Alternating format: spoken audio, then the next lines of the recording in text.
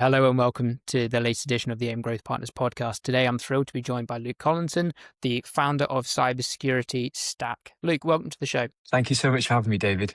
Before we get stuck into specifically what you're building, and I will be phasing out the conversation, let's start with a bit of an introduction to the listeners. So please introduce yourself. Hello, so I'm Luke. I'm based up in Manchester. I got into cybersecurity through university. So I was studying mechanical nuclear engineering whilst at University of Manchester. And then I was invited to be part of GCHQ's Cyber First scheme. So that's sort of where I learned about computer science and programming. And from there, I then went to work for Rolls-Royce, which is one of the GCHQ's the partners. So there I was a threat hunter, now head of cybersecurity for JLA, which is a firm based in Manchester. So I don't touch any of the tech anymore, which part of the reason why I started my company. But now I do a lot of ISO compliance and PCI DSS and cyber essentials. So a lot more business orientated GRC type of work.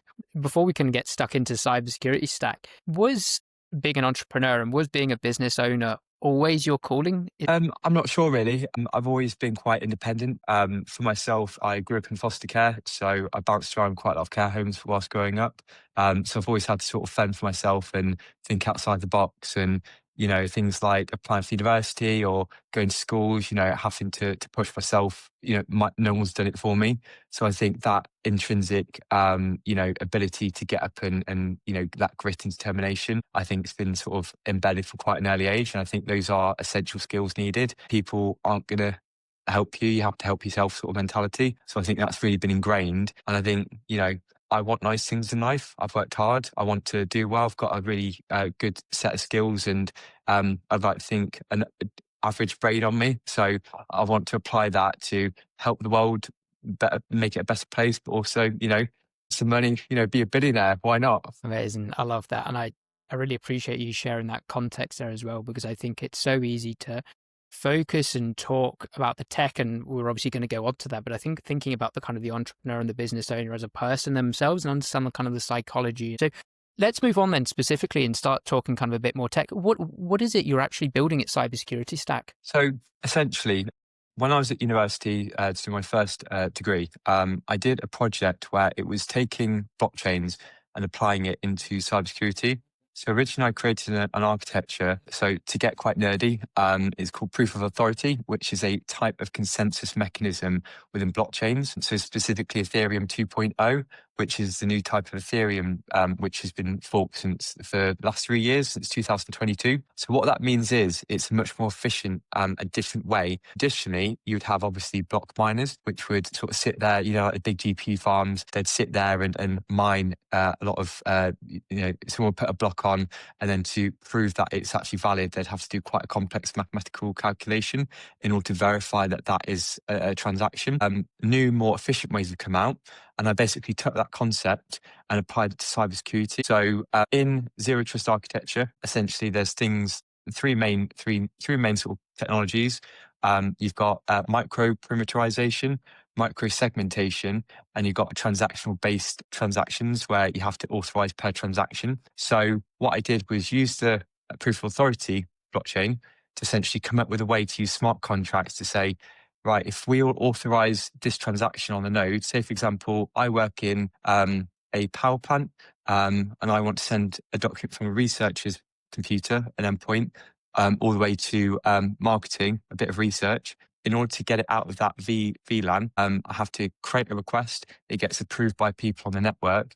And then a smart contract authorizes a peer-to-peer transfer, which breaches the microperimeter. So that was a practical way of applying the zero trust concept using blockchain in this scenario. And that was obviously because I was doing mechanical nuclear, a way to relate my degree with cybersecurity, and something I found really quite interesting. I noticed on your website, you talk about kind of establishing a new bedrock for digital trust. So let's talk about that for a second and what you've explained there. Let's expand on that and talk about what this new bedrock of digital trust, what that actually means. Sure. So fundamentally what I've done is looked at how systems currently are, a lot of the weak links. And essentially, a lot of the time, there's pervasive action where, for example, if you've got a bit of ransomware that gets sideloaded as a DLL, then gets installed onto an endpoint, that can be sort of in the system, slowly being sat in there, ready to deploy at a moment's notice. And essentially what I've done is taken the concept of zero trust and extended that to device integrity. So what I've essentially done is taken blockchain verification mathematics. It's looking at, to give a bit of context, Merkle trees are what I've used for the core of this. It's the secret sauce. So Merkle trees are used in blockchains to essentially verify, say if you've got Bitcoin, right, and it's got thousands and thousands of transactions and you want to verify the entire chain, what you can do is take two blocks, you can hash them, cryptographically hash them, and then combine those two together and then hash that. And over time, if you've got a big long chain, it creates a hash of a hash of a hash all the way to the top, and that creates a thing called a Merkle root. And that Merkle root is essentially a fingerprint of the entire chain, and you can use that to verify the entirety of the blockchain. So what I've done is essentially taken that concept and said, right, well, say lots of devices, right? You can have laptops, you can have IoT sensors, you can have microwaves, satellites, whatever. In every device, there are going to be things that shouldn't change, what I call immutables. So what I've done is created this entire concept around using a Merkle tree to create hashes of the underlying thing that shouldn't change, whether it be a registry key, a operating file, a system32 file, a DLL, a sort of dynamic library, whatever. You can scope it to whatever you want. But then using that underlying technology to essentially saying, create a Merkle tree from it, use that Merkle root as the basis to form trust contracts with other devices. And what that allows you to do is say, provided I don't change things that shouldn't change in me, provided they haven't changed, I'm going to continue talking to other devices. The moment something does change, that's going to invalidate how I speak to other devices. So what we can now do with this, and really what I mean by getting to the bedrock of all types of devices is we're going to have to work with manufacturers. We're going to have to work with IoT sensors and IT manufacturers to build this in to everything. So it goes from all the way from like the firmware layer all the way up to the operating systems and into SaaS platform communication. And I've created an entire framework on it and I've made it source available. So what that means is I've made it MIT version 3 along with content common cause license, which essentially means anyone can use it for research and their own personal projects. But if you want to use it in a commercial application, you've got to pay me a bit of money. And that way it allows for that commercial ratification to say, look, this is, so the community ratification to say, come and have a look at it. I'm opening it up to say, pull it apart. I'm that confident in its ability to really revolutionize cybersecurity. I'm openly inviting hackers and researchers to come and play with it. Absolutely. I love that. And I think from my understanding, that's going to kind of validate it even quicker than instead of, going from this kind of concept that hasn't been tested. If you're getting other kind of security practitioners, researchers, testers, whatever, they can come and kind of verify, validate what you're building and then kind of fast track its path to kind of commercial viability, I'm guessing then. Exactly. I think, fundamentally you've got solutions out there that are, we provide zero trust or we provide ransomware protection. It's great. But fundamentally they work on agents or they work on some level. What I'm trying to get at is a paradigm shift where it's baked into everything. And we want to become the universal trust protocol. And in order to get there, it's going to require academia, industry working in conjunction with each other. So, like with firmware manufacturers, with academia, the IETF, IEEE, for example, all of these industries and organizations need to come together. I'm hoping come together, ratify it, standardize it as a protocol, and then use that as the basis for intercommunication between devices. And to show that actually this is the future of the bedrock of cybersecurity. How do you see this sort of disrupting the cyber market? I'm just thinking about, when you talk about building this new bedrock of digital trust and you talk about, building ransomware resistant architectures and whatnot, how do you see that kind of impacting the rest of the cybersecurity industry? So fundamentally, this is something that hasn't been done before. The endpoint market is oversaturated. Say our sort of initial offering will be an agent, but I'd say it's to complement EDR tools. We could integrate with like Microsoft Defender for Endpoint or SoFast or SentinelOne, for example. We're not here to replace them. What we're here to do is provide a different level of telemetry that current tooling doesn't provide, a much more leaner and efficient sort of orchestration tool. So it is in essence acting sort of, if you were to look at it on the box and say, oh, what does your tool do? It's like, well, yeah, it's an EDR agent, but the underlying source of it is very lightweight and efficient and much more quicker to respond. And it's less, it's, it, it's less burdensome. An EDR agent it's fantastic, but it does something, the underlying mechanism is fundamentally different. So specifically, EDR tools, these are a lot of heuristics, so EUBA, user entity behavioral analytics, or they use log analysis, or runtime application analysis. This is different. It's deterministic in nature because it's taking hashes and it's forming that Merkle tree. So it's much more simplistic, but it's the beauty of this, it's faster. It allows you to pinpoint things more accurately, but the end point is it works in conjunction with other tooling, not to replace it, if that makes sense. Gotcha. Shifting kind of gears or focus from the kind of the technical side to more the business side of things, you spoke about the open source nature of this, allowing other people to use it, test it, research it, validate it as a technology. But looking at the business side of things, what does Cybersecurity Stack really enable? So I think the actual go-to-market solution is to reduce the risk of ransomware. There is a part to it where it's baselining to your organization, but the underlying technology will it's deterministic and it's different in nature, and therefore reduces the risk of ransomware. Once again, we can ratify it with the community. I want people to test it. I want people to see how good it is.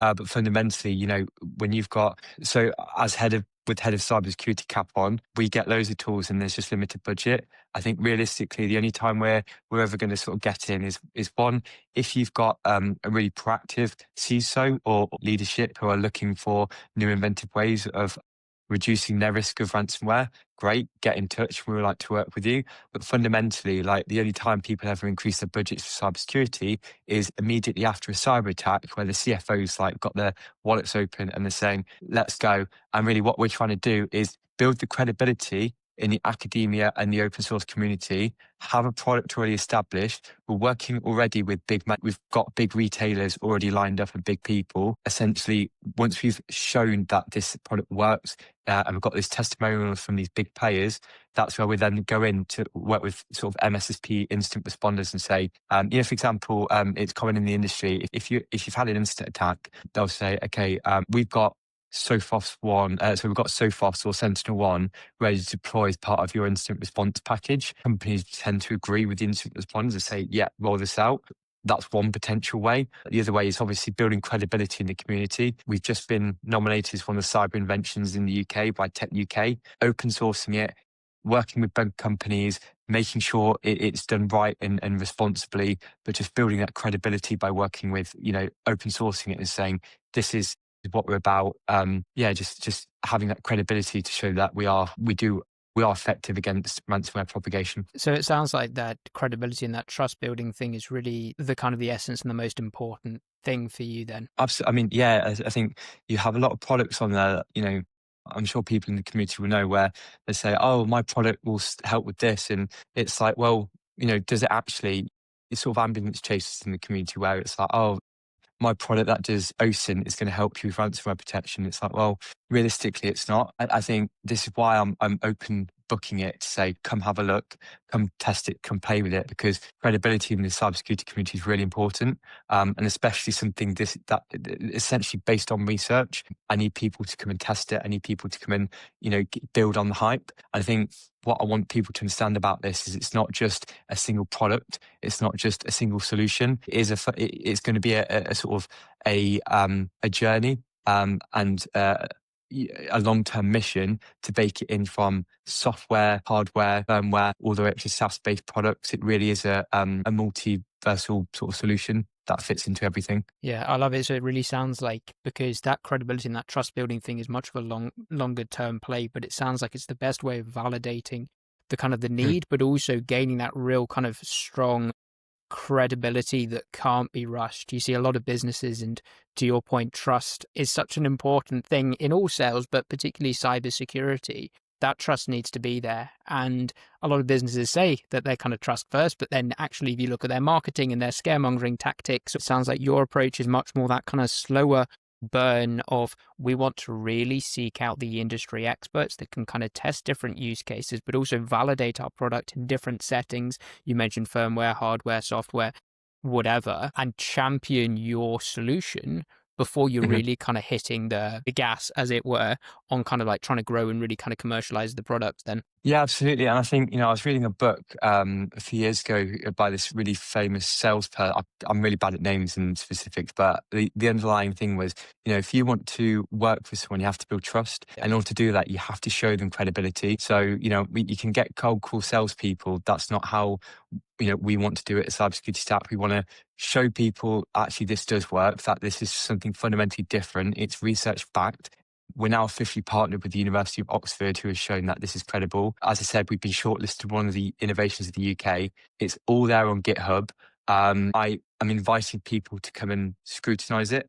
That will build the credibility. If you want to commercialize it, pay me. If you want to work together, great, let's work together. I think that's really how we build something this sort of disruptive, organically, but done right. Yeah, it's very much that kind of show, don't tell approach then.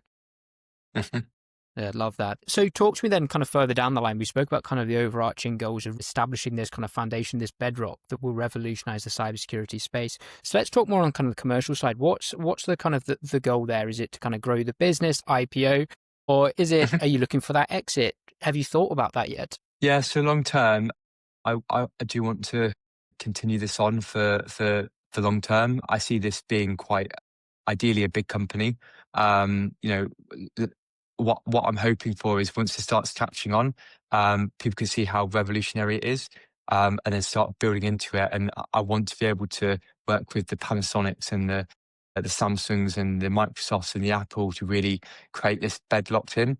So, a good example would be people who are familiar with Microsoft Defender. Qualys used to be built into the back end. So, they built partnerships with Microsoft. And at the moment, we are in quite early stage conversations with Microsoft to build this into their EDR platform. So, this is really sort of partnerships where building it into their operating systems and working with ASUS to get it built into their motherboards, things like this to really encapsulate it. We want to be the universal trust protocol, like the Bluetooth of trust protocols across, you have Bluetooth on everything, right? That's what we want to be. The space is so competitive. And, you talk about disrupting ransomware, EDR, XDR, MDR. There are some very big players in this space. So what do you see as being some of the kind of the biggest challenges then as you're looking to kind of really grow and revolutionize this industry over the coming Mhm. years? So I think obviously someone could just come along and take this. I think fundamentally I have IP'd it, so it's patent pending. That doesn't mean someone can't come and change some more detail. What I'm hoping to do over the next few years and months is just get my name out there as a subject matter expert on the field, work closely with the UK and international cybersecurity community, and hopefully get it to a point where I'm recognised as the SME on this topic. And I think because of that, that will naturally allow myself to create that beachhead and secure myself as a main player in the field. Absolutely. And I guess looking then at what you've kind of achieved and what you've focused on so far, you built the business about a year ago now. You're looking to go kind of full time as you're wrapping up your engagement at the moment. Talk to me about what your kind of main priorities are then going to be over the next 6 months to 12 months. You said getting your name out there, getting these connections, get this validation. So Mhm. what are the kind of real activities you're focused on in this over this next period? So specifically, we've got design partners with massive international companies. So working with them to get the first commercialized application of it perfected. Obviously, we're in very final stage talks with VCs, so getting that sorted, being able to get the team rolled out, get a build up credibility, going to conferences, B-sides, sort of launching this. Well, we've already launched it, but continue building momentum in the grassroots movement for the open source community. And really just, start working with big players who will help sort of take us to that next level, like the Microsofts, like the Apples, Oracle will be fantastic. We're making headway slowly with those sort of giants. Yeah, I don't think anything happens massively quickly when you're talking those about No, those names, but your name's dropping some pretty big names there. So I guess kind of like wrapping up and hoping to kind of give back to the listeners more than you already have done. What would your kind of greatest lessons and recommendations be? You know, you're 6 years in, 7 years into your kind of cyber career, and you're already like setting up your own business. You're talking about these Mm. big household names, and you're talking about something that fundamentally is incredibly disruptive in the industry. Now, for those who were kind of considering businesses, what would your kind of greatest pieces of advice and wisdom be that you'd impart on them? I think getting over the fear of people judging you. I think it's really easy to sort of sit there on LinkedIn and not have a voice. But I think you've just got to be comfortable with putting yourself out there. And what I found is once you do start doing that, having an opinion, even if they disagree with you, it's still, you get much more comfortable with it. And what I'd say is that initial getting over that initial, like, I'm an introvert by nature, right? I'm a programmer, sitting there on my laptop programming. It's not in my nature to be going award shows or conferences or XYZ, but it becomes easier. And once that happens, opportunities open themselves up for you.